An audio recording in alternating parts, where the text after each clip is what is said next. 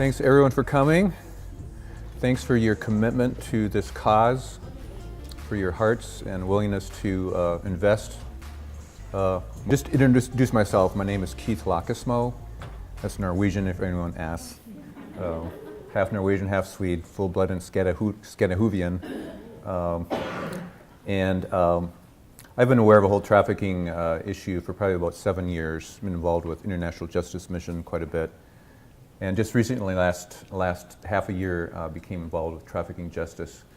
And I'm going to be leading the team since Adri Carlson is stepping down to go into law enforcement. She wants to go kick down doors and arrest perpetrators, like Sergeant Grant.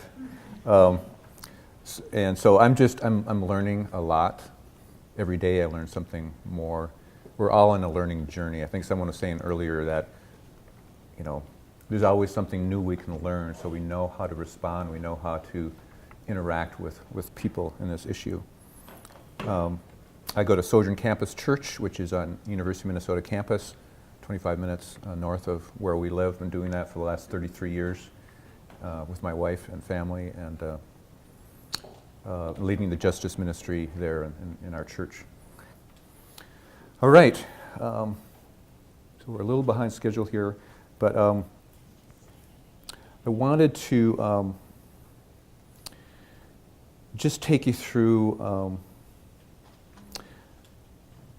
a story of a transformational leader. We're going to talk about leadership right now. And I don't have nearly the time that we need to do this, so it's going to be fairly high level. But all of us in some sense are interested in doing something. And if that doing something for you means I want to lead a team, I want to partner with one or two other people, and I want to encourage them and affirm them and mobilize them to do something, then you want to be a leader. And so I'm going to talk a little bit about leadership, and then we'll have a discussion about leading volunteers. So I wanted to talk to you about if this works. Does this work? Not working so far. I tell you to click. I don't want to screw that up again. Okay, just a little snippets of Moses' life. I'm reading through the book of Exodus right now, and the Israelites were slaves, so it's very pertinent to this issue. And Moses was a very reluctant leader at the beginning. And there's some things we can learn about Moses' life that maybe will help encourage us. If you go to the next slide. There's two types of leaders in the world. There's a leader that maintains systems that are working right now, and we need that type of a leader. We need to make sure this assembly line continues to function at high productivity. We need that type of leader.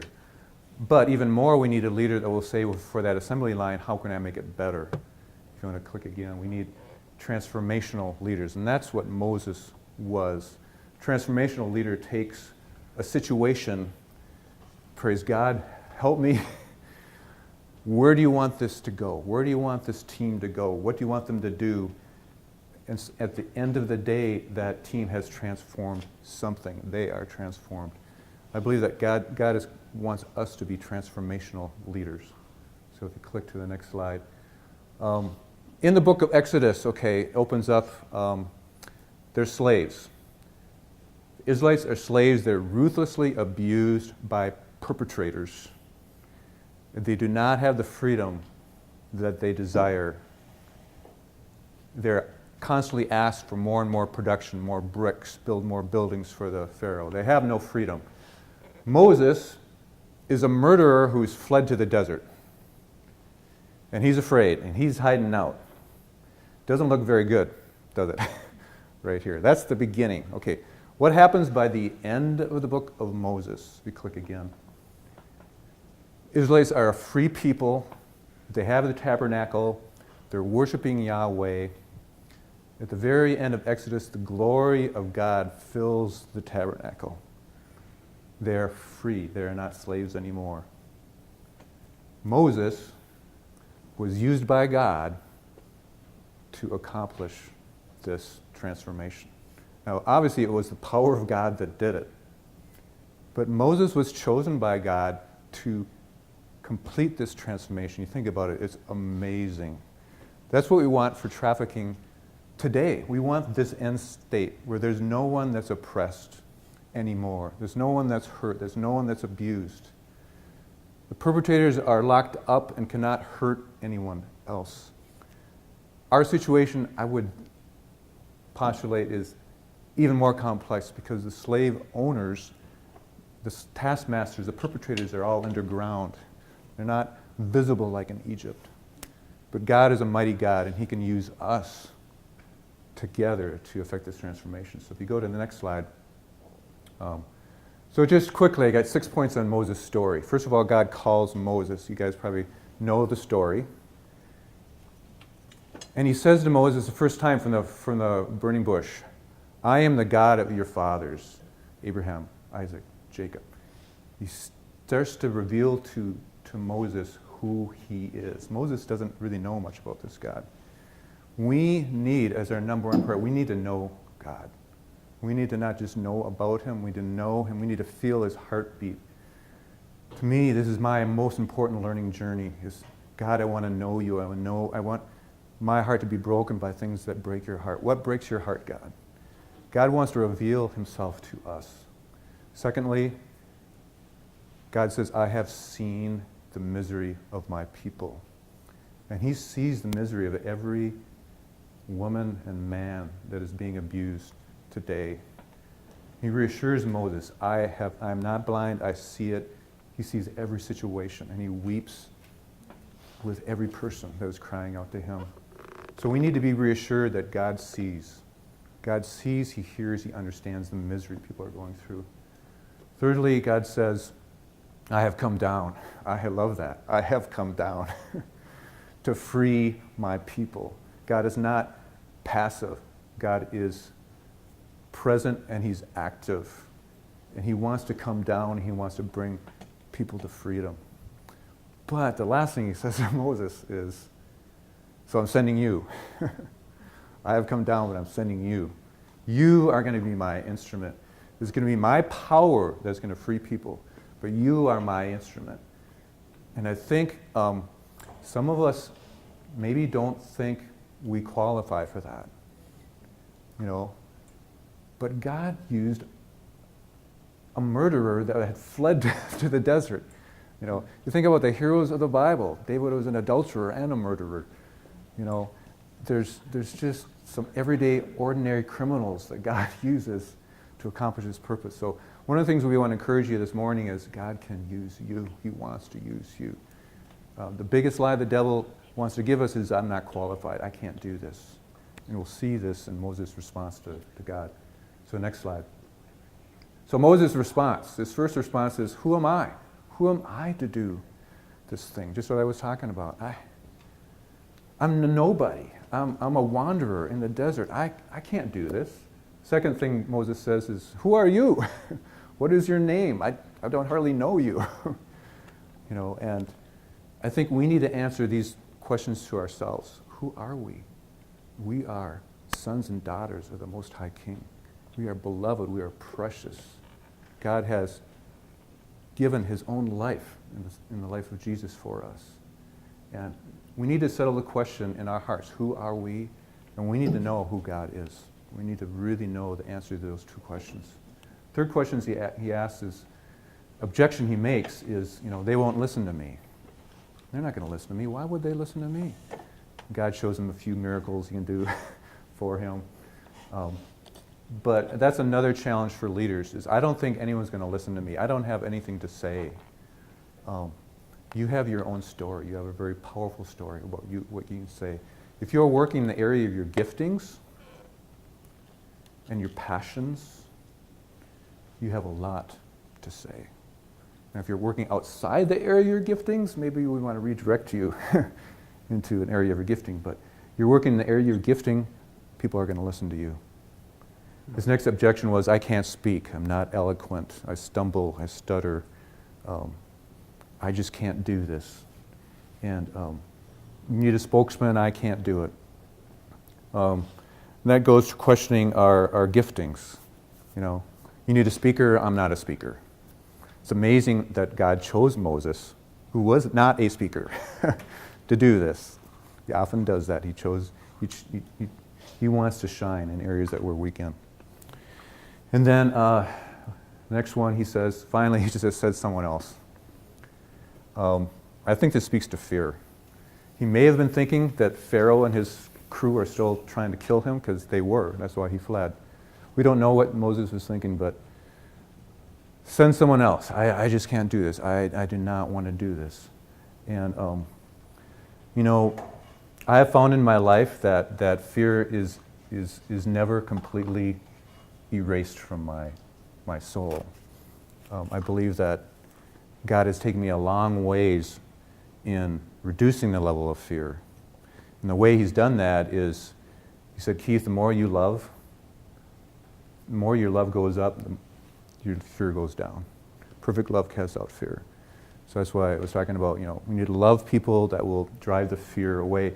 But there's always some residual there. And what I found is that courage is not absence of fear. Courage is walking through my fear. I am afraid, God, but I'm going to do it anyway. And Moses did that, going before Pharaoh. Okay, next. So he had some initial attempts. Didn't work very well. You know the story. He goes to Pharaoh the first time. Pharaoh says, you guys are lazy. I'm going to have you make bricks without straw. And so it really actually goes very poorly. And sometimes that happens in our attempts at leadership.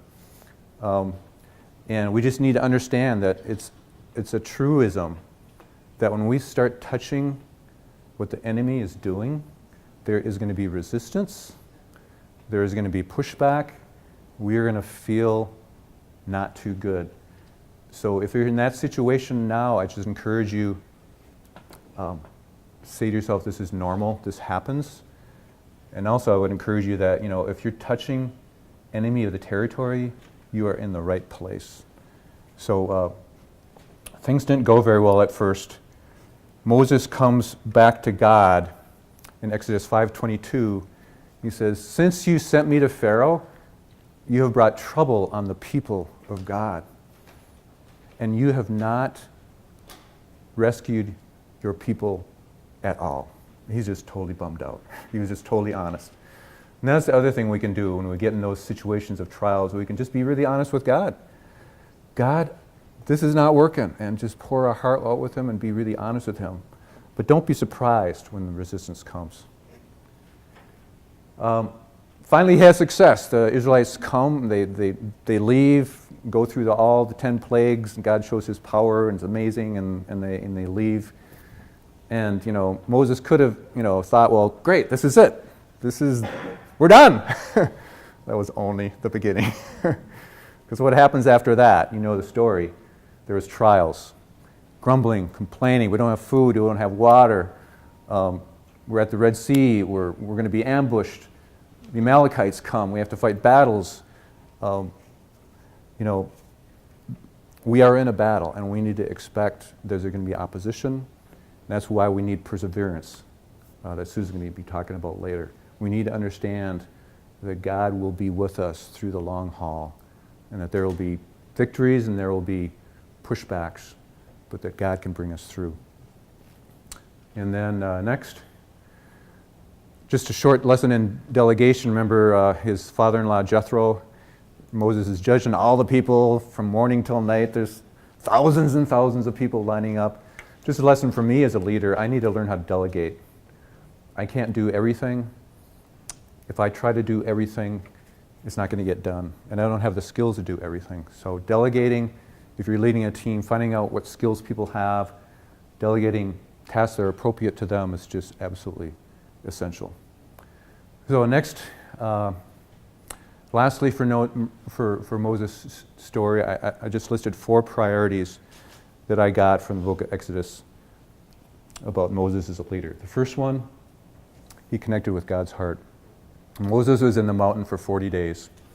He was right there with God, face to face with God. 40 days, no food. He was with the Lord. And I can't stress enough for us as leaders We need to be connected with the Father. We need to be connected with the heart and the love of Jesus.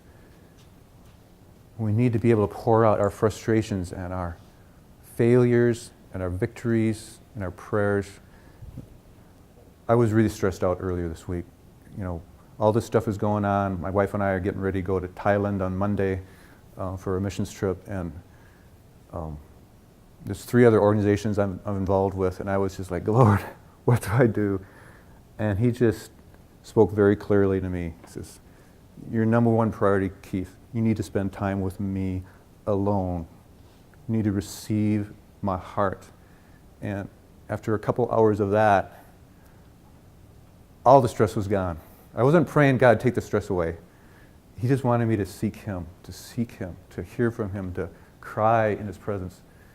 And this happened 2 times this week. And there's a clear signal to me is that, man, nothing is going to be successful in what I do unless I stay connected close to God's heart. Second priority he had was he prayed, he interceded for the people. In Exodus 32 and 33, you can see how God is standing in the place. God wants to destroy them all. The golden calf happened. Let me alone, Moses. I want to destroy this people. I will raise you up as a nation. And Moses says, God, don't remember your promises that you made to Abraham and Isaac, Jacob. Remember your heart. What would the other nations say? Turn, God, from what you want to do. And he changed God's heart. He interceded for the people. We need to pray. We need to be in intercession for victims, for survivors, for law enforcement officials, for everyone, for restoration workers, for each other. We need to be constantly in prayer, or else nothing's going to happen. It's part of how we get God's heart. And then Moses did not want to go anywhere with God's presence. God said, you guys, you go ahead. I'm still kind of mad. You go ahead. I'll bless you. I'm not going to go with you. And Moses says to the Lord in Exodus 33, he says, God, if your presence does not go with us, do not take us from this place. How will people know who we are, our mark of identity, unless you are with us? So in all of my plans and schemes and strategies, I got to make sure that I need to have God leading me. God needs to be with me. Or else people will not know why I'm here. We're here ultimately to lead people to healing and recovery with Jesus. We need God to go with us. And then that could have been enough, you know. So Moses gets the 10 Commandments. He intercedes, saves the people of Israel from destruction. He convinces God, you got to go with us. You know, I would have been ready to go home after that. This is pretty good. But the last thing Moses said is amazing. After all that happens, he says, God, just show me your glory. Just show me your glory. I want to see you in all of your majesty. That's why I was created. That's what will sustain me. When we see God's glory, we're changed. And we need to be people that hunger and thirst for God's glory to be revealed. So I think that's all I had from Moses. So I guess the bottom line is I'd encourage you to take some time to go through the book of Exodus. We went through some material here. We could take a couple weeks to cover his whole life. But Moses was a reluctant leader who eventually gained the heart of God. And in that, saw miracles happen, and in the end, the people were free. They were free and they were worshiping the Lord. So God, may we be that type of people in our battle today. Okay, it's 2:30. The last 15 minutes of this session, I just wanted to let us have a discussion about working with volunteers. How many people here are leading volunteers today? Raise your hand high. Okay, so about half of the people. Okay, so maybe we could start out with a open discussion. What what kind of challenges are you running across? Or maybe you're not running across any challenges. If you aren't, let us know. What kind of challenges are you running across? Just open it up for discussion. What kind of good things are you seeing happening, and what kind of challenges do you see in working with volunteers? Anyone? Lack of consistency. Lack of consistency. Okay. Like they don't show up? They come once and then think they check that off their list. Okay. They don't need to help anymore. So they came to maybe feel better about themselves and then don't come anymore. Okay. Other thoughts? Try to get resources, like you're like an event, like how do you get other things, not just people, it's like the coordination of other things. Hard to get enough people to volunteer? Is that what you're saying? But also like if they had, if there's a specific purpose, like coordinating a meal, like you gotta, who's doing what, how they're doing it, okay, with the group you're working with, so. Because of coordination of work, extra resources needed to back up what you're doing. Yeah. We really need like good logistics managers. Some people don't think that's spiritual, but that is a huge need. Laura. One of the things that we've done with that is Sign Up Genius, or some of the apps that are available now are really great for that. Okay. Yeah, Jillian's kind of shaking your head because maybe not everybody responds to those, or Doodle and Google Docs Okay. are awesome. Awesome. Okay. I was going to say, I think Bill Hybels says vision leaks, and I think we all start with volunteers who are really engaged, but passion dwindles if you're only volunteering sporadically, and that, yeah, I think there's a challenge. Like, I don't want to flood somebody's email box or Facebook message or Facebook group or whatever, but consistent communication that continues to cast vision is really a challenge, I think. Keep them in the game. Keep them energized. Some people are not self-energizing. I think a lot of this people in the room are self-energizing, and we can't understand people that are not self-energizing. It's like, well, what's the deal? Why are you flaking out? Are you in or not?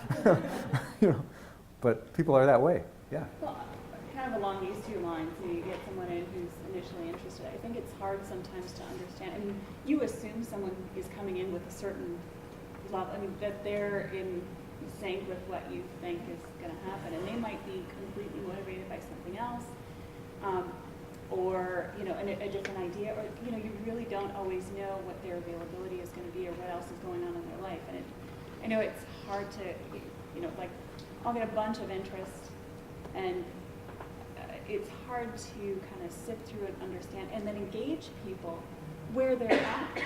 I find that that's a real challenge, and then you do lose people because they're not in sync with you, and you're going with it. I mean, I always go with assumptions, right? Okay, this is what I posted, this is what they want, and it's not. So how do you find, dig into what they, because I think sometimes, and I found this to be true, somebody's coming to you not for why you've invited them, but it might be hugely valuable in a way you never thought of before. But sometimes slowing down to kind of dig into that is challenging. Yeah.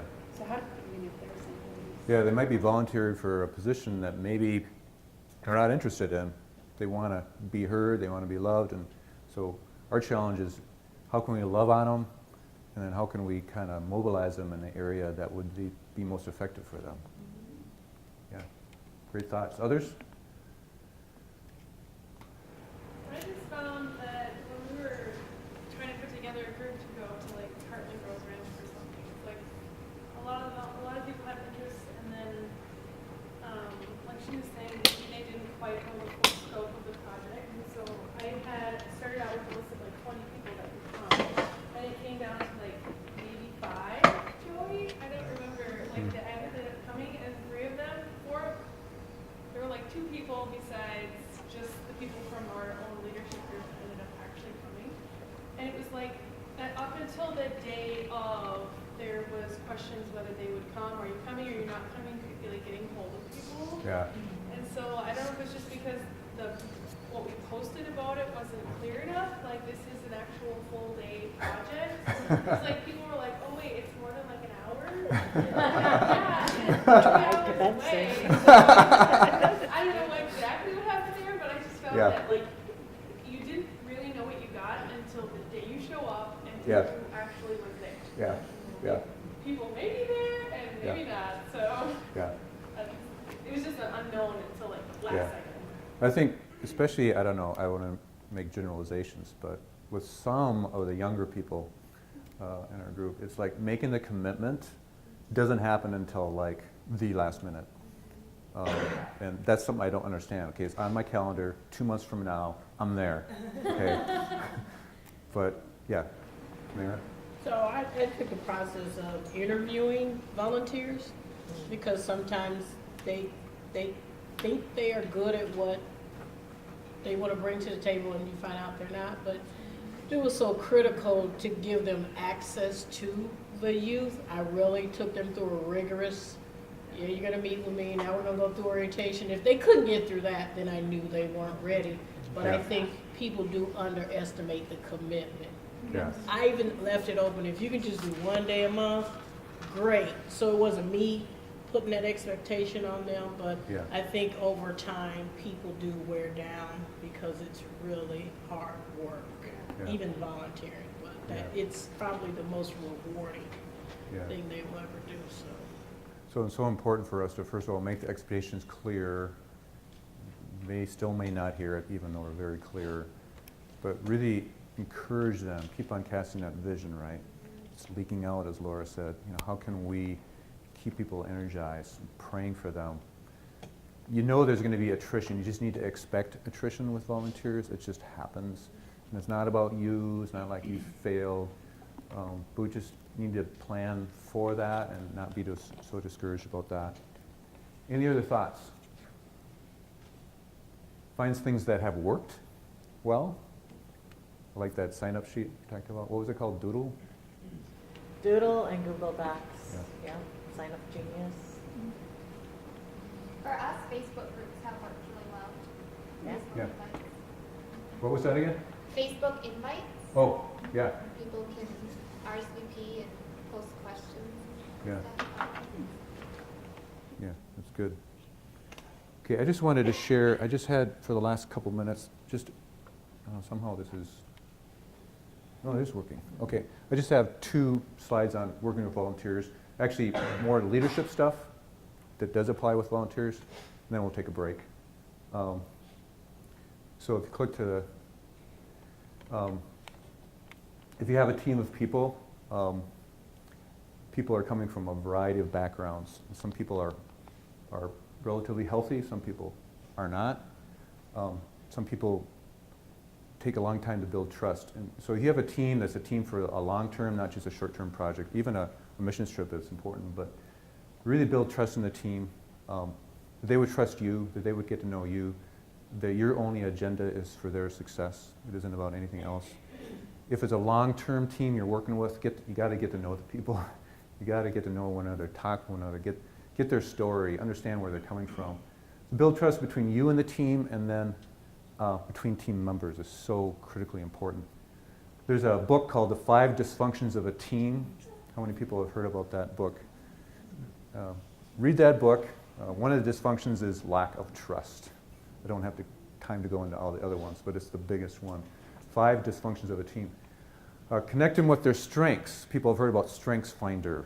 You know, the most frustrated I've ever been in my life is when someone is not operating in their strengths. Now, I just retired from Ecolab, and I was leading a team. It was like 150 people around the world, engineers, technical people.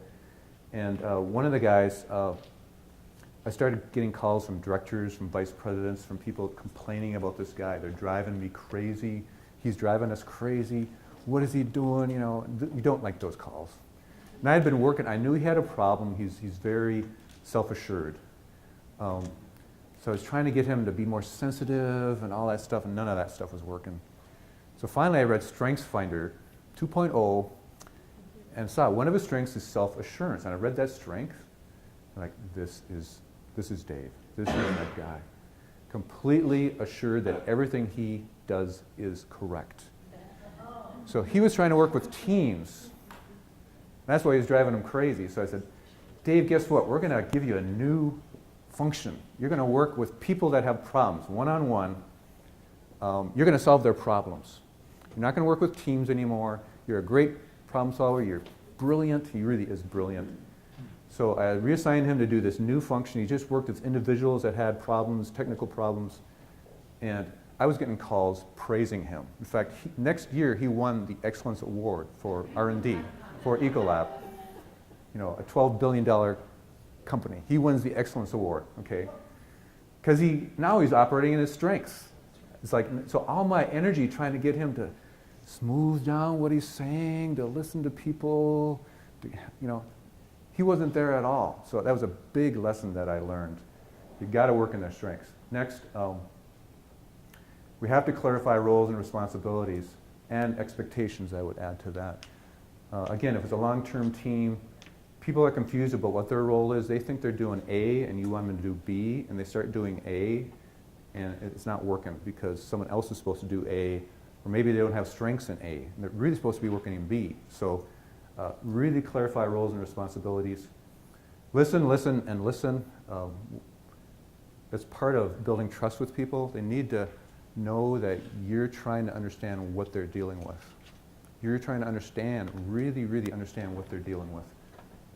And you need to listen for that. Next, just one more slide. But eventually, if you're a leader, you need to make the call. Okay, you can listen, you can get advice, you can build trust, and all that stuff. But people are looking for you, if you're a leader, to say, okay, this is what we're doing. You need to make the call. Obviously, you don't want to do it in a vacuum. You want to get wisdom and advice from others. You want to ask people for their opinions. But you need to make the call. In my position at Ecolab, I had authority over a large group of people, and I could have ordered them to do this and do that and do this. If they didn't think that was a good idea, then the best I could hope for was grudging acceptance, and the worst that could happen is they're going to try to undermine because they know it's a stupid thing to do. So part of my role as a leader is to, first of all, find out what a good thing to do is. Sometimes challenging. But my goal is to influence someone to do something because they think it's a good idea. And I could fire people if they screwed up. That is just a horrible way to manage a group. You never want to do that. You want to get them in their giftings. You want to influence them. You want to get them excited. Talk about vision, right? We want to cast vision. This is what we're doing.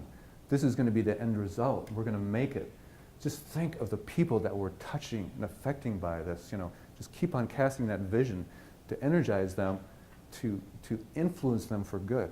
That's our job as leaders. The last 2 points. Be a straight shooter. If you see a problem, you got to confront the problem. It could be someone's operating out of the area of their gifts. It could be someone is not communicating well. It could be someone, made a long-term commitment and they're not following through on it, and you're afraid to talk to them because it's kind of awkward. But you really have to have those conversations. Say, hey, help me understand. The best way to do this is just ask questions. Help me understand what's going on. What's your life situation? Talk to me, what was going on, and try to get some good understanding. And then lastly, guard against burnout. Especially in this area, people with a lot of passion sign up for too much. And if you as a leader sees that, it's very easy and very tempting for me to say, keep on going, man, you're doing a good job, because I need this stuff done, but at the sacrifice of their soul. And so I need to be jealously guarding them and asking them, how you doing? Are you overwhelmed? Is this working for you? What's not working? And sometimes just tell people, you know what? Let's talk. I get the sense like you're burning out, and I don't want that to happen. Really make them understand that you're for them, that you want them to succeed, and you do not want to overwhelm them with too much stuff. Some people have more capacity than others. Some people have more time than others. And we need to be sensitive to that. So just some thoughts about leadership that I wanted to share.